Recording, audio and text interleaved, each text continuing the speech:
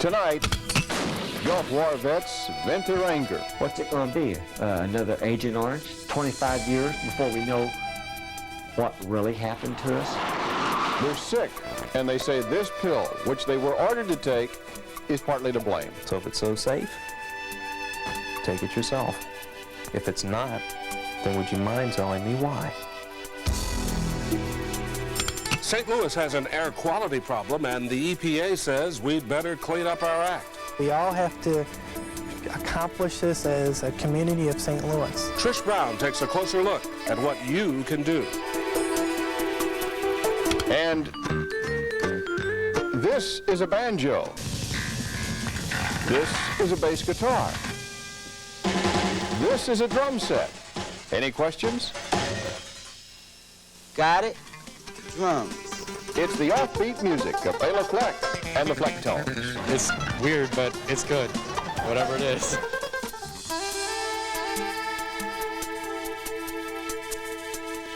Good evening and welcome to another edition of A Closer Look. I'm Larry Connors. And I'm Julius Hunter. We begin tonight with a mystery. What is causing the illnesses of more than 50,000 Persian Gulf veterans? The Defense Department says there is no mystery, no so-called Gulf War syndrome. Rather, the Pentagon says it is a mixture of illnesses, some of which are just psychological. But as you're going to see tonight, new research says the Army itself might be to blame.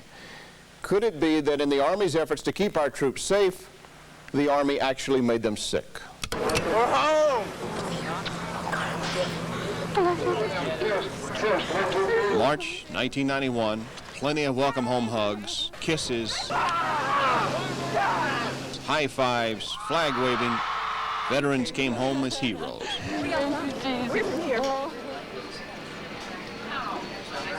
But 5 years later, Gulf veteran Roger Parks can see no appreciation for his sacrifice. As it stands now, they're playing games with us. Roger. Hey, bro. How you doing, boy? Hey. Before the Gulf War began, Parks says his eyesight was fine. But today, he needs his dog Betsy just to help him get around. My left eye, I'm totally blind, and the right eye with these very, very thick, what I call Mr. Magoo glasses, I have visual acuity of 2800. In the Gulf War, Parks served as an Army nurse, helping the sick and injured. But when he came home, he faced his own illness. Doctors told Parks that an unknown fungus had caused both his retinas to detach. They found him physically unfit for duty and discharged him, even though he was only a year away from military retirement. I was also notified by the Department of the Army that I was not entitled to a prorated retirement, because 20 is your magic year. Like tens of thousands of others who returned from the Gulf, Parks suffers from chronic fatigue, muscle and joint pain, problems with his balance. He says his skin was unblemished before the war, but now he is covered with precancerous growths. See all these brown spots here? These are getting more pronounced every day. Despite his health troubles, Parks has received no disability compensation. Not a penny. It's like the VA thinks it's an Army problem, and the Army thinks it's a VA problem. So, yeah, what they're basically worried about, whose budget is this going to come out of, you know? And I'm caught in the middle. Well, this is the outside of the hole. Jim Brown of Hannibal, Missouri has a similar story. Since coming home from the war, he is sick, unemployed, and disillusioned. I figured that my country would stand behind me, the people that were running my government would stand behind me, and it didn't turn out that way. Brown's family feels the physical and emotional effects of Gulf War syndrome. His wife Michelle has some of his same symptoms, and his daughter Alexandria will probably never have a brother or sister. I don't think that we'll have any more children. We're too afraid with the other couples that we know that have had kids, have had a lot of problems and birth defects, and this right here is about our only option for more children, more dogs. The Browns' concerns have become reality in Waynesboro, Mississippi. Gulf veterans there have had 15 children since the war. 13 of those children have serious birth defects. Persian Gulf Helpline, this is Will. How can I help you? Gulf vets from around the country are ringing the phones at this 4-story office building next to Union Station. St. Louis is home to the National Persian Gulf Hotline. We have had 151,000 phone calls since we started this line back in February of '95. These people have something very real. Now, whether it's connected to Persian Gulf service, I don't know that. But I know definitely that they do have problems, and we want to fix them if we can. The hotline is open to inactive duty Gulf vets and their spouses. But active duty military personnel are also calling. Well, what they tell my operators, my counselors, if they let the military know that they have these problems, they may be put out of the military, or they may, that would hurt their military service. Because of that, it is hard to know exactly how many Gulf veterans actually have health problems. The Pentagon declined to give us an on-camera interview for this report. But a spokesman did direct us to this Defense Department study for answers. The study's conclusion, quote, no single disease or syndrome is apparent, but rather there are multiple illnesses with overlapping symptoms and causes. Now, this study found 36% of the claims are psychological. It concludes that post-traumatic stress disorder is a major factor. If they feel that stress in a combat situation causes birth defects, then why, pray tell, aren't there higher instances in, say, the Los Angeles Police Department? I'm sure they have a lot of stress. You don't see that kind of thing there. Jim Brown says his health problems began the day that he and the rest of his unit were given something called the Pyridostigmine Bromide pill, a nerve gas antidote. He says he's felt sick ever since. I was given one of these, just like everybody else in my unit was. I have heard it said by some representatives of the Department of Defense that these are quote-unquote as safe as a cough drop. Okay. I still have quite a few in here. I'll give them a glass of water, I'll give them one of these, and they can take it right in front of me. They have the same fair chance that I had. They won't take it. The bromide pill is an experimental drug, not approved by the FDA. The Defense Department got a waiver to give it to Army personnel, but on this condition. The FDA required that soldiers be told two things. Number one, they were to be told about the many side effects of this drug. And number two, that taking the pill was strictly up to them. Now, Brown and Parks say neither of those things happened. No. Not in any way, shape, or form. We didn't have a choice in it.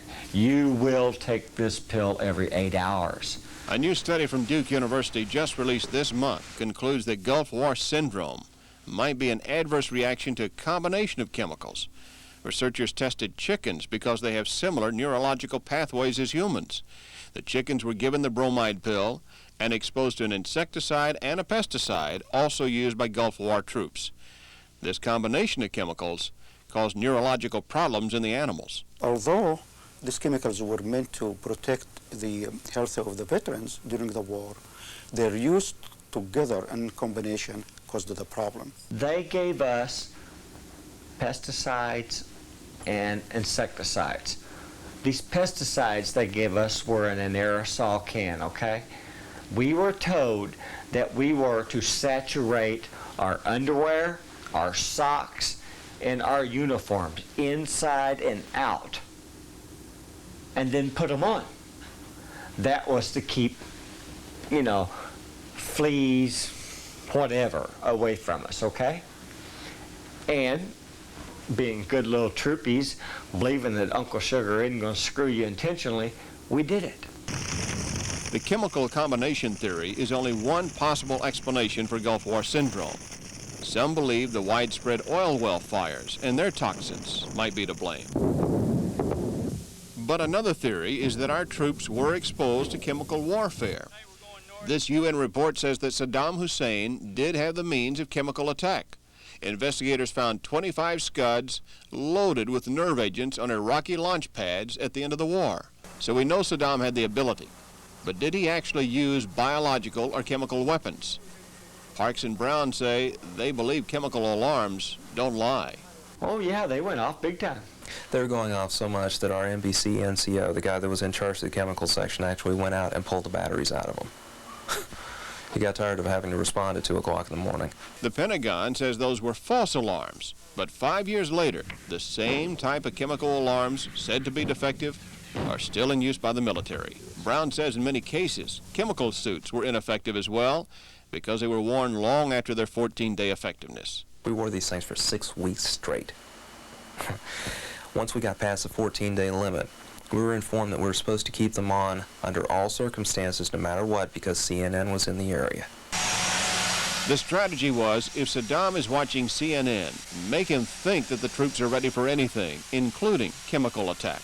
The Pentagon has maintained that there was no chemical exposure in the Gulf. But in this memorandum to the Surgeon General from Major General Ronald Blanc, Blanc concludes, quote, clearly, chemical warfare agents were detected and confirmed at very low levels. And, quote, the presumption of their presence must be made. Some have speculated that when we bombed Saddam's chemical munitions plants, we helped spread those chemical agents. So what happens when you blow up a whole bunch of chemical, nerve agents? They go up into the sky. And they filter, an area, and they filter down to the ground.